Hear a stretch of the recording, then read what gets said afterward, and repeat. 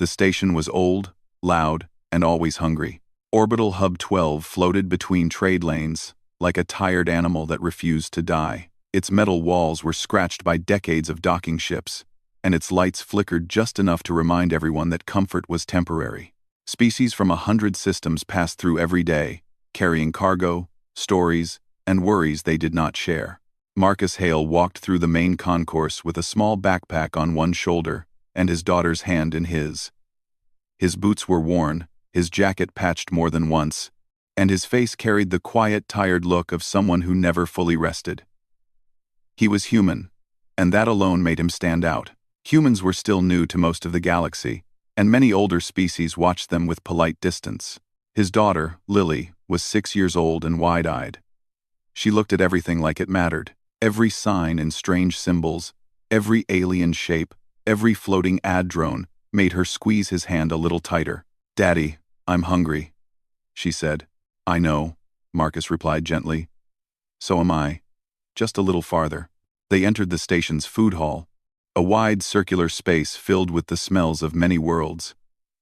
Hot oils, sharp spices, sweet steam, and chemical scents mixed in the air.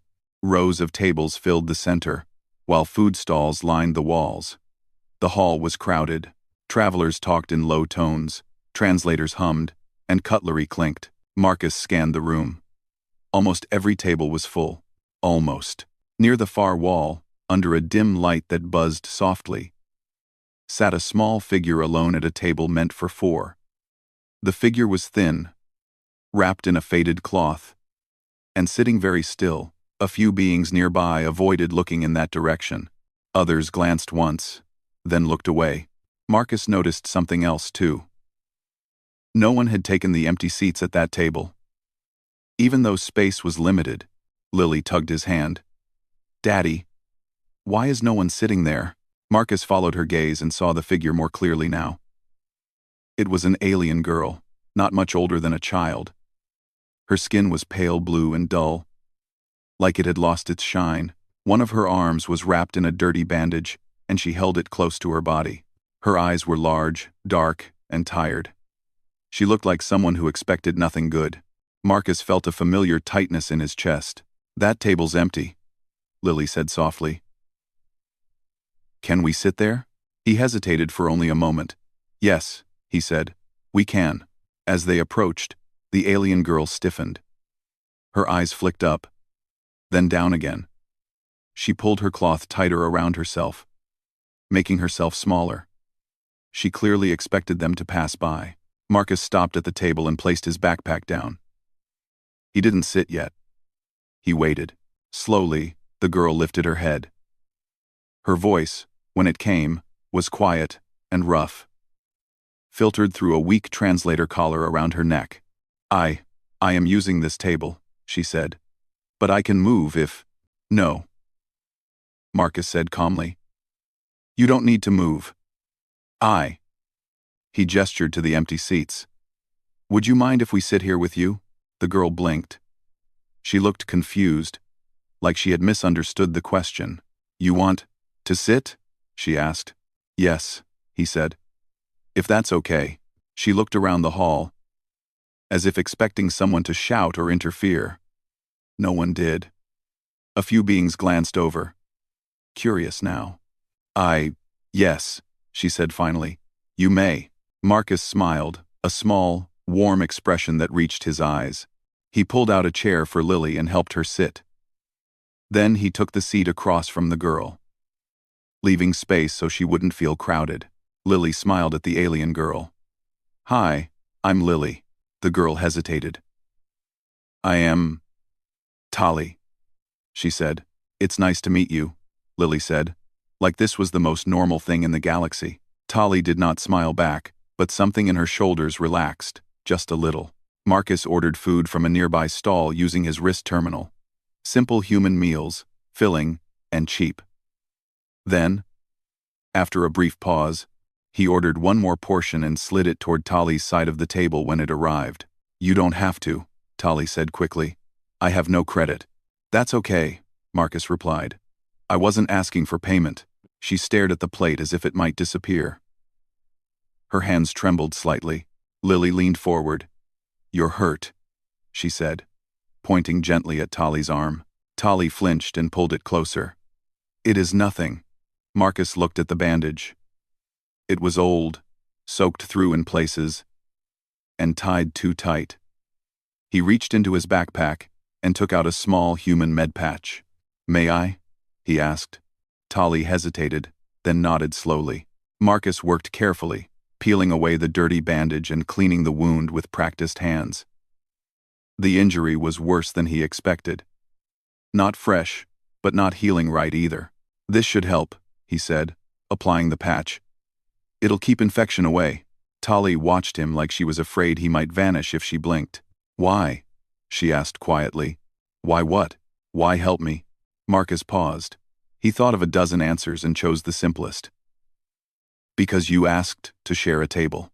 Tali looked down, her eyes shining in a way that made it clear she was holding something back. They ate in silence for a while. Lily talked about the ship they were on, about how space looked like spilled paint when you jumped between stars. Tali listened, fascinated. No one had spoken to her like that in a long time. Marcus noticed movement at the edge of the hall. Security drones floated slowly between tables, their sensors scanning faces and bodies. They stopped briefly near Tali's table, then moved on. Tali went very still. "They are looking for me," she whispered. Marcus did not look at the drones. He took another bite of food. "Why?" "They say I still owe work," she said. "Back where?" Lily asked. Tali swallowed. "To the processing decks." Marcus's jaw tightened. The drones passed by again, closer this time. Marcus finished his meal calmly. He wiped Lily's hands, then stood up. "Come on," he said, like this was an ordinary moment. "We're going to miss our docking window." Tali looked up, shocked. "I cannot go with you."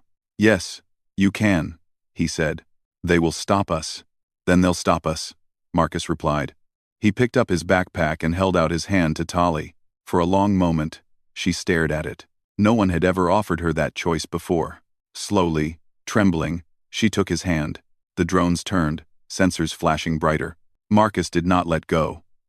The security drones reacted the moment Tali stood up. Their smooth metal bodies shifted direction, lights turning from soft blue to sharp white. One of them floated closer, projecting a calm but firm voice into the air. "Unregistered dependent detected. Please remain where you are." People nearby stepped away. No one wanted to be close to trouble, especially trouble that involved station law. Marcus did not raise his voice. He did not move suddenly. He simply placed himself slightly in front of Tali, keeping Lily close to his side. "She's with me," Marcus said. The drone paused, as if processing the sentence. "Please present ownership or contract authorization." Marcus frowned. "She's not owned." That caused a longer pause. "Station records indicate subject Tali of the Kesh minor strain is under active labor debt," the drone replied. "Removal from station custody is not permitted." Tali's grip on Marcus's hand tightened. Her breathing became shallow. She had heard these words before. They always ended the same way. Marcus took out his wrist terminal and tapped it awake. "I'm requesting emergency guardianship review." The drone's lights flickered. "Reason?" "She's injured. She's a minor. And she asked for help," Marcus said. Several nearby aliens turned to look. Emergency guardianship was a real process, but almost no one ever used it. It was slow, confusing, and designed in a way that discouraged action. That was the point. "Request noted," the drone said. "You are required to proceed to civic processing." "Good," Marcus replied. "That's where I was headed anyway." The drone hovered aside, allowing them to pass, but stayed close. More drones joined, forming a quiet escort that drew attention wherever they went. Lily looked up at her father. "Are we in trouble?" Marcus squeezed her hand gently. "We're doing paperwork." That made Lily nod seriously, as if paperwork explained everything. They moved through the station corridors, away from the noise of the food hall, and into the colder, cleaner sections where official business happened. The walls here were smooth and bright, with symbols marking different departments. Tali walked stiffly, like someone expecting to be grabbed at any moment. You can let go if you want, Marcus said quietly to her. She shook her head. Please don't make me go back. I won't, he said. Civic processing was a large chamber filled with terminals, waiting benches, and tired-looking officials of many species. The air felt heavy, like nothing good ever happened here. People came to this place to be fined, registered, or corrected. Marcus approached the central desk. I filed an emergency guardianship request, he said. The official behind the desk was tall and thin, with reflective eyes and a flat voice. Species? Human, Marcus replied. The official blinked. Guardian candidate is human. Dependent is Kesh. Yes, that is uncommon. Marcus gave a tired smile. I get that a lot. The official gestured to a waiting area. Sit. The review process will begin. They sat. Time passed slowly. Tali sat on the edge of the bench, hands folded tightly in her lap.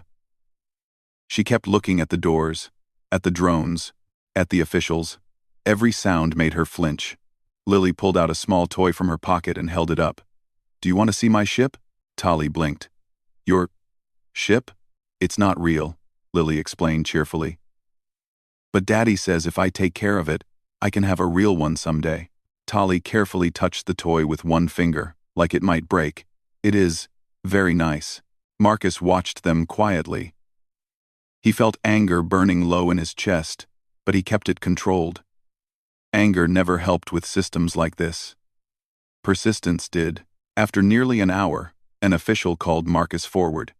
Your request is under dispute, the official said. The station recognizes the labor contract as valid. Marcus leaned on the counter. She's a minor. She is classified as labor-capable. She's injured. Injury does not cancel debt. Marcus took a slow breath. I'm requesting a medical reassessment and a child welfare review under Interspecies Protection Clause 12. The official's eyes widened slightly. That clause is rarely invoked. I know, Marcus said. That's why it still exists. More time passed. More forms. More questions. Other humans in the waiting area began to notice what was happening. One of them quietly sent Marcus a data packet. Another offered translation assistance. No one made a scene.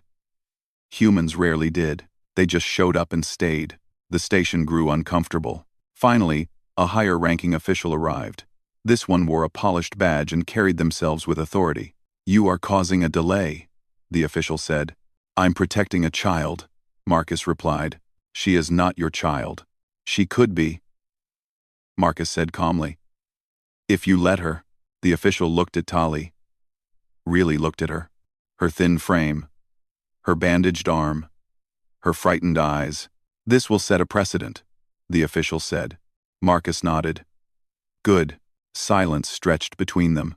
At last, the official sighed.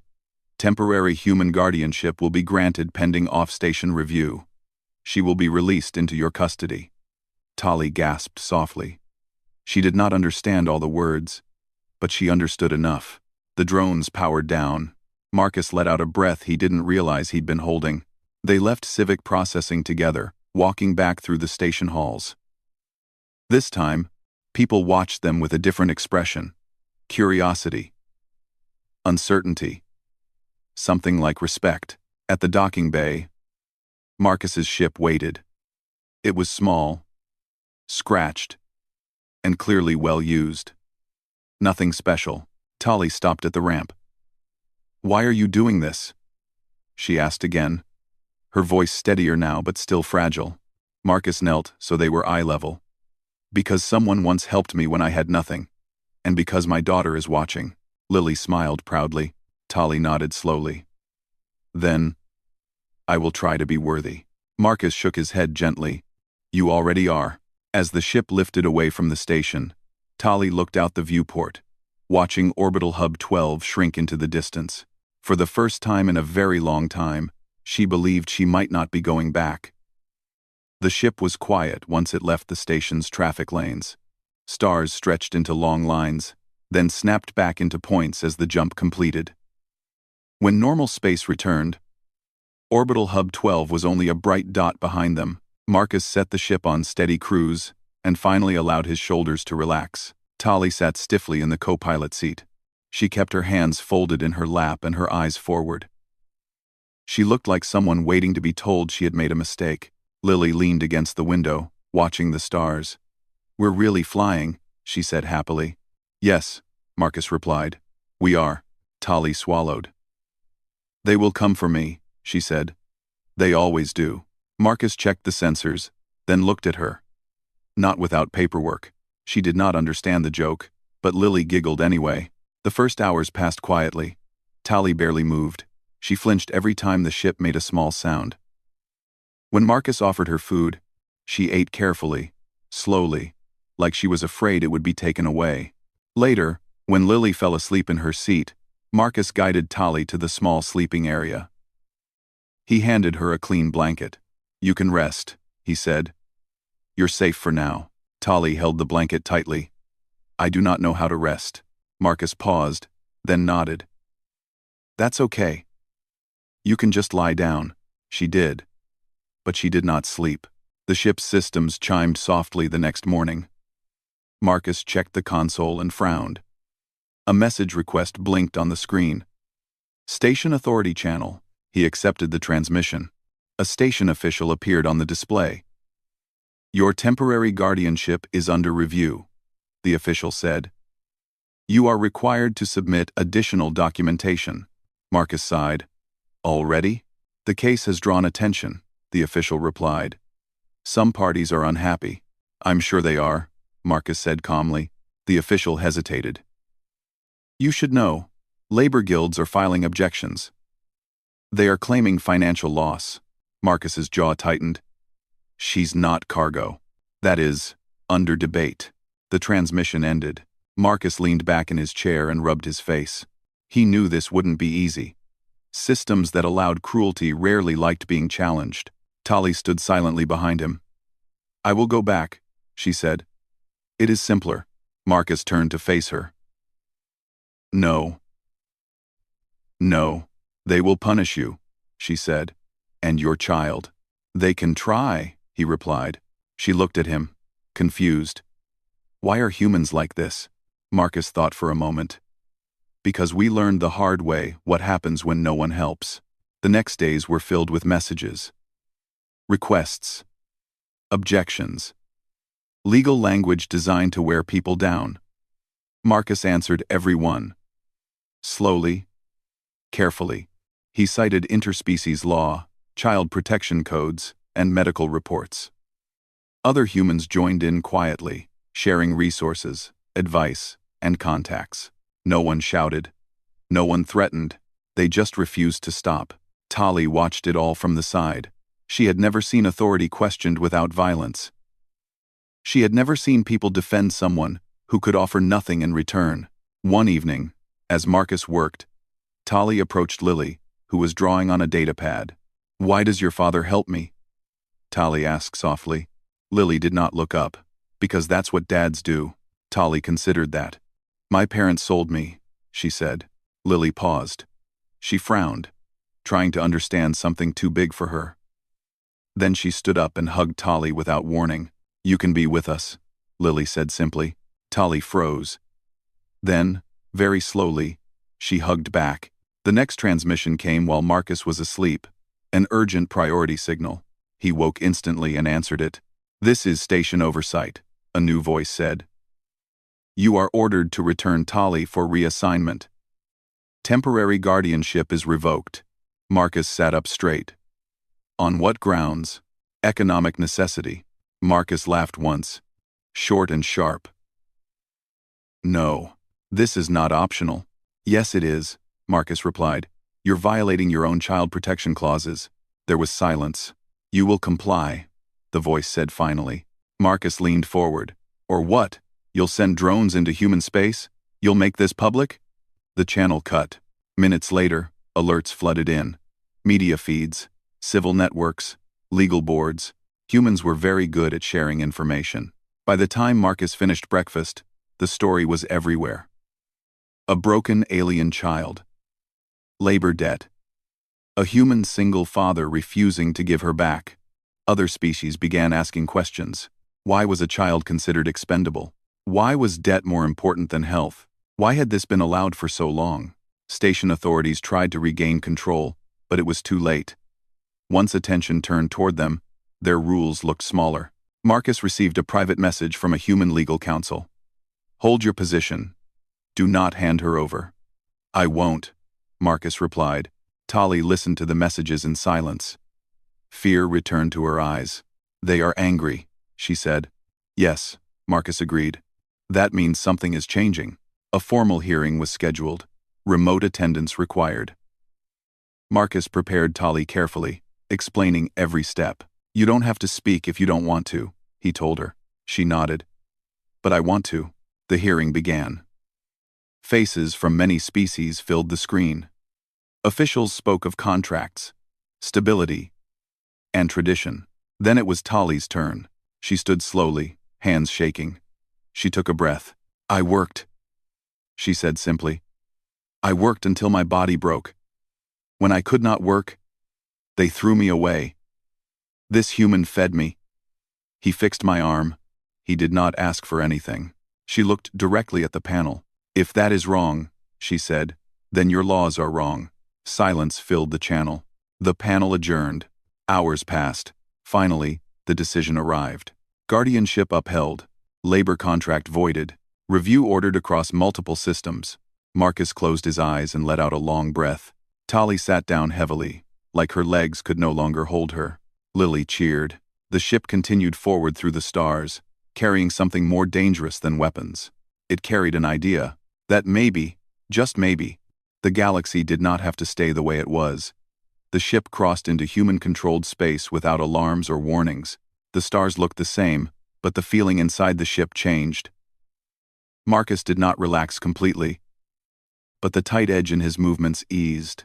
He adjusted course toward a small colony world where his sister lived, a place with open skies and slow days. Tali stood at the viewport as the jump ended. Below them, the planet turned slowly, blue and green, wrapped in soft clouds. She had seen many worlds from orbit, but never one she was allowed to touch. That is where we are going? She asked. Yes, Marcus said. It's quiet, boring, even. Tali watched the planet grow larger. It looks safe. It is, he replied. At least we try to keep it that way. The landing was smooth. When the ramp lowered, warm air rushed in. It smelled like soil and plants and rain. Lily ran down the ramp laughing, her boots thumping on solid ground. Tali hesitated at the top. Marcus waited beside her. You don't have to rush, he said. She took one careful step, then another. When her feet touched the ground, she froze. Her knees trembled. Slowly, she knelt and pressed her fingers into the dirt. No one yelled. No alarms sounded. She began to cry. Not loudly. Not in a way that drew attention. Just quiet tears that soaked into the soil. Marcus stood nearby, giving her space. Lily knelt too, copying her without understanding. Pressing her own hands into the dirt. It's real, Lily said seriously. Yes, Marcus replied. It is. The days that followed were simple, and that was the strange part. Tali was given clean clothes, proper medical care. A room with a door that locked from the inside. She slept for long hours at first, her body finally allowed to stop. Marcus handled the remaining legal work. Humans were good at building homes, but they were even better at building systems that protected people once they decided someone mattered. Paperwork followed them, but this time it worked in their favor. The official ruling spread through the wider network. Labor contracts involving minors were frozen. Medical oversight was mandated. Species that had relied on silence now faced questions they could not easily answer. Some were angry. Others were afraid. A few were relieved. Tali healed slowly. Her arm regained strength. The dullness in her skin faded, replaced by a soft glow. She laughed once, surprised by the sound. Like she had forgotten how it worked. One afternoon, she sat outside with Lily, watching insects move through the grass. Why did the galaxy allow it? Tali asked suddenly. The herding, Lily shrugged. Maybe no one asked it to stop. Tali thought about that. Marcus watched them from the doorway, a cup of cooling drink in his hand. He felt tired in a deep, good way. The kind that came from doing something hard and right. Messages still came in. Requests for interviews. Invitations to speak. Marcus declined most of them. "I'm not a hero," he said to one reporter. "I just pulled out a chair." The reporter did not know how to respond to that. Years passed. Tali grew. She learned human languages quickly, then studied interspecies law and translation. She wanted to understand the rules that had nearly crushed her, so she could bend them without breaking. When she spoke at councils, she did not shout. She did not accuse. She explained. She talked about work and pain and silence. About a table in a crowded station. About how small kindness could change everything. Many listened. Some did not. But change does not need everyone. Lily grew too. She became taller, louder, full of questions and stubborn opinions. She called Tali her sister without thinking about it. Marcus watched them both and felt something close to peace. One evening, years later, a ship landed at the colony port. Its hull markings marked it as non-human. News traveled fast in a small place. Marcus met the visitor at the edge of the landing field. The alien official bowed slightly. "I have been authorized to speak with Tali of the Kesh," they said. "Her people wish for her return." Marcus folded his arms. "She can decide for herself." Tali stepped forward. She was taller now, stronger, her eyes clear. "I am not returning to be owned," she said calmly. "But I will return as a representative." The official hesitated. "That may be acceptable." Tali nodded. "Good, because I remember everything." When she left on that ship weeks later, Lily cried. Marcus hugged her tightly. "She'll come back," he said. "And even if she doesn't," Lily sniffed. "She's still family." Marcus smiled. Tali did return. Again and again. She moved between worlds, speaking softly and changing things loudly. Laws shifted. Practices ended. Not everywhere. Not all at once. But enough. Enough to matter. One day, Marcus received a message marked Archival Priority. It was a recording from an alien council chamber. A question had been asked: why humans were so dangerous to unfair systems. The answer came from Tali. "Because they don't start with power," she said. "They start with care. And once they care, they do not stop." Marcus closed the message and sat back in his chair. Outside, Lily was setting a table for dinner. She placed 3 plates, as she always did, even when Tali was away. Marcus stood and joined her. In a galaxy full of noise and cruelty and rules that said suffering was normal, humanity did not conquer with fleets or fire. They did something far more disruptive. They shared a table, and they refused to let anyone sit alone again.